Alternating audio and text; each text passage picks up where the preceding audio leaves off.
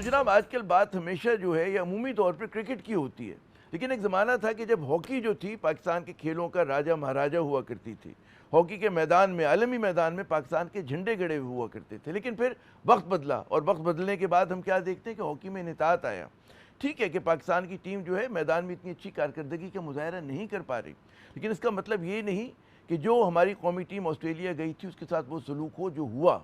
यानी कि उनको होटल का कमरा नहीं मिला, एयरपोर्ट पे कोई उनको लेने के लिए मौजूद नहीं था, घंटों वो सड़क पे खड़े रहे। फिर जब उन्होंने अपने लिए रिहाइश का बंदोबस्त किया तो खाना खुद बनाना पड़ रहा था, कपड़े खुद धोने पड़ रहे थे।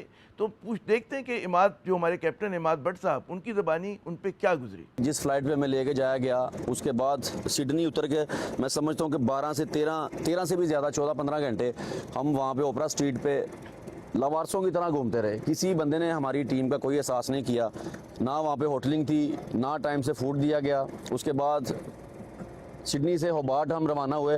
होबार्ट जाके हम जो जितनी भी खबरें पाकिस्तान में पहुँची हैं मैं आपको पहले बताऊँ वो सारी सच खबरें हैं। तो जनाब इस अहम मौजू पे गुफ्तगू के लिए हमने जहमत दी है हसन सरदार साहब को, किसी तारुफ के मुताज नहीं, one of the legends of Pakistan hockey, बहुत बड़ा नाम। और बड़ी हमारी इज़्ज़त अफजाई है कि आज हमारे प्रोग्राम में शरीक हो रहे हैं। हसन साहब बहुत शुक्रिया अपना कीमती वक्त देने का। जो कौमी टीम के साथ हुआ कि होटल नहीं मिला, या जब मिला तो फिर बहुत ही ख़राब उनके साथ हालात थे, वहाँ पे रहने के लिए घंटों इंतज़ार किया, क्या कमेंट करेंगे, ये क्या हो गया हमारी हॉकी को? बस इट्स वेरी अनफॉर्चुनेट। मैं कहूँगा कि वो जो बच्चे हैं उनको ये ऐसा मैसेज मिल रहा है कि जो हॉकी खेल रहे हैं, क्योंकि अब हॉकी बहुत कम बच्चे खेल रहे हैं। अब अगर ये बच्चे खेल रहे हैं, टैलेंट हमें मिल गया है, लकीली ये बच्चे मुझे नजर आ रहे हैं कुछ बेहतर हैं, इन पर मेहनत की जाए तो वो और इम्प्रूवमेंट उनकी हो सकती है। और उनके साथ ये ज्यादती हुई है जो मैंने ये प्लेयर से ही सुना है। पहले सुनते रहे थे पर उसमें कमेंट्स नहीं कर रहा था कि शायद एग्जिजरेट करके बता रहे हैं, लेकिन इन बच्चों की जरूरत हुआ मुझे। बच्चों जितना हम एक स्पोर्ट्समैन को आराम कर दे सकते हैं, फैसिलिटेट कर सकते हैं उनकी मैचेस में, खास तौर से जब वो मैचेस जो अब हमसे बहुत टीमें बेहतर हैं, ऑस्ट्रेलिया जर्मनी के खिलाफ खेल रहे हैं, तो और दूसरी कंट्री में, अपने मुल्क में नहीं है, और वहां पे फिर ये पता लगता है इनको कि जी होटल नहीं मिला, हमारी बुकिंग में पैसे नहीं है हमारे पास, तो दिल बर्दाश्ता तो होंगे वो। और फिर उसके बाद फिर वो कहते हैं कि हमें घंटों जो है वो रोड पे दैट्स व्हाट दे सेड कि घुमाया गया, और उसके बाद फिर Airbnb पे फिर उन्होंने कोई फ्लैट लिया, अपार्टमेंट ली, जगह लिया, और उसके बाद फिर जो है वो। तो माजी में जब आप लोग जाया करते थे, मतलब ये तो कभी तस्वुर में कोई नहीं कर सकता था कि कौमी टीम के साथ जो पाकिस्तान का कलर पहने हुए हों लड़के, उनके साथ ये हो रहा होगा। तो आप लोगों के साथ तो कभी हम तस्वुर नहीं कर सकते थे अच्छे ज़माने में, क्या बाद में भी कभी नहीं हुआ? क्या वजह हुई, जिम्मेदार कौन? देखिए ज़ाहिर है जिम्मेदार फेडरेशन है।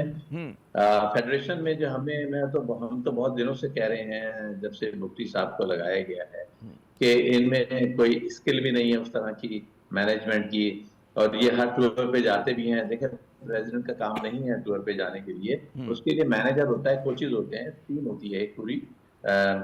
जो हमारे जमाने में एयर मार्शल नूर खान होते थे या और दूसरे एयर मार्शल उस वक्त हुआ करते थे प्रेसिडेंट का, तो वो फाइनल्स में आपके या सेमीफाइनल्स में आपके ओलंपिक और वर्ल्ड कप के, हर टूर्नामेंट के नहीं, वर्ल्ड कप और सेमीफाइनल हो और अगर ओलंपिक्स का हो तो उसमें वो जाके पहुंचते थे, वो भी हमारी हौसला अफजाई करने के लिए। तो ये अब एक अजीब सी ट्रेंड मैं देख रहा हूँ कि क्योंकि प्रेसिडेंट का जो हॉकी फेडरेशन ने जो पास किया हुआ है अपने उसमें, वो $500 पर डे है। अब उसको ही ले ले तो देखें, बच्चों को तो पैसे कुछ नहीं मिल रहे हैं। अब वो $500 का प्रेसिडेंट ले जाएगा हर टूर पे, तो बच्चों को क्या मिलेगा? तो जो पैसा मिल रहा है वो फिर ऑफिशियल में ही डिस्ट्रीब्यूट हो रहा है, which is very unfortunate, very unfortunate. मैं ये समझता हूँ कि उसको प्रेसिडेंट लगाना चाहिए जो थोड़ी बहुत हॉकी जरूर समझे, नो हाउ हो, लेकिन उसके साथ साथ एडमिनिस्ट्रेटिवली और उसका जो है बड़ा ज्यादा वो होना चाहिए, और खास तौर से कोई पोस्ट हो उसकी, या कोई स्पॉन्सर वो ला सके, कोई ऐसी उसके पास हो, जैसे कोई गवर्नमेंट के इदारे में उसके कोई इतनी ऐसी जगह हो। पहले हमारे PIE के चेयरमैन हुआ करते थे, वो सारा आराम देते थे, टिकट फ्री हो जाती थी, रहने का फ्री हो जाता था, खाना पीना रहना सारा तो PIE बर्दाश्त करती थी। तो उस लिहाज से हमें उस वक्त फेडरेशन जो है वो बड़ी तगड़ी चीज समझी जाती थी, और रिजल्ट भी आपके सामने था। अच्छा, अब ये रिजल्ट जो है, ये बच्चे अगर इम्प्रूव कर रहे हैं तो इनको थोड़ा सा हिम्मत अफजाई की जरूरत है। अच्छा, इनको अभी मैनेज कहा कर। यह जा रहा है कि जी पाकिस्तान हॉकी फेडरेशन और स्पोर्ट्स बोर्ड इनके दरमियान भी कोई चपकलिश है, जिसकी वजह से भी कहते हैं सियासत की हर चीज़ जो है हमारे मुल्क में सियासत की नज़र हो जाती है। मेरे ख्याल में तो पाकिस्तान स्पोर्ट्स बोर्ड ने कुछ हेल्प की है हम्म। फाइनेंशियली, लेकिन उन्होंने, मैं ये समझता हूँ कि अगर हर चीज पाकिस्तान स्पोर्ट्स बोर्ड ने ही करनी है तो फिर वही संभाल लें।